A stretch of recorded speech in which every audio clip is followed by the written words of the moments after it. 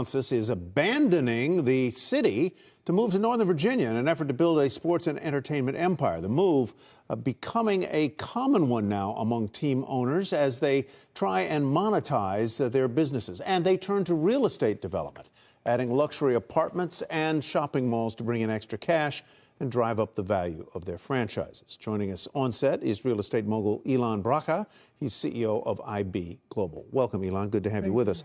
Walk us through this move, I think most especially of Stan Kroenke in Los Angeles with the SoFi Stadium and the associated development in that area, multi-billion-dollar deal where it's basically a real estate play with a football team or two of them thrown in. Absolutely. So the game is basically when you're buying an arena like that, it's an experience. They own an experience. And they're making sure there will be an experience around it, just to build a security for themselves, to start, obviously for their investment. But when you think about it, it's actually, they can create multiply because they owns all the area around. They buy up the land around the stadium to bring in retail. It's cheap before. It's often not in the most desirable neighborhoods, by the way. Absolutely. And then they create, because in general, in real estate, it's a longer play.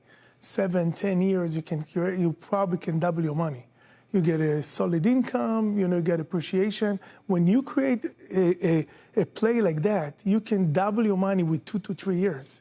When this is kind of money coming in, it's very difficult to do it when you have billions of dollars. Do retailers and residents want to live in that kind of proximity to a large stadium venue like that with its associated traffic and rowdiness that may come on the 10 days a year, man? I wouldn't want to be near some stadiums. How about baseball stadiums? It's a lot more than 10 a year. Absolutely. So think about it, what it's come with it, right? The best restaurant, the nicest bars, the experience that's come with it. So, and then when the land has become more valuable, more investors coming in. So now you have apartment building that looks much better, and you have more a younger crowd that's joining, and all of a sudden you have a different place when you look at it before. So the plan is just coming in, buy it in the beginning, for very cheap, and then create an experience around it, and people joining into the experience. It reminds me of the family, the Adelson family, the heirs to Sheldon Adelson's Las Vegas Sands, buying into and a majority stake in the Dallas Mavericks. Now, the plan is, yes, they're going to have this team, but also there are real estate development plans around it. And they're doing it even for maybe lobbying reasons to demonstrate their commitment to the community so that Texas will give them a gaming license. When you look at the integrated nature of some of these developments in these resorts, can you do an old-fashioned stadium? When I worked in Milwaukee, I watched them build a brand new stadium with nothing but parking lots around it. Can you do that in this day and age? No, it's remind me the retail. It's the retail. If you see the retail market, the bad retails are still bad, and the good retails are the retail with experience. So the retail market not really dead for the good ones.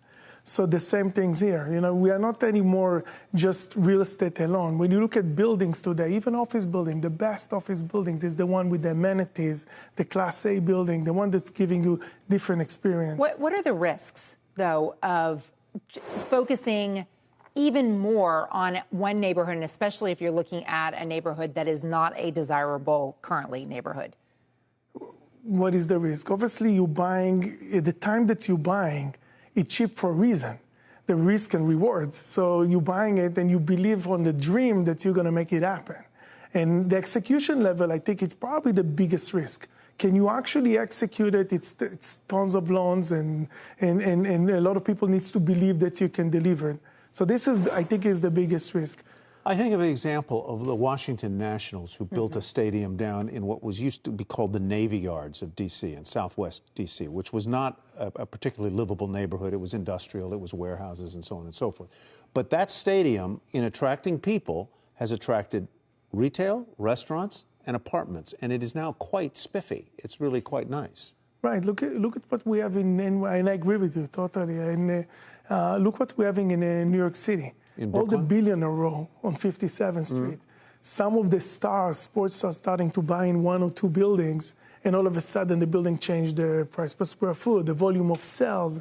So the influential power of having a sport team or, be part of a sport team. It's very powerful. And they utilize it, by investing in specific places before everybody's doing it.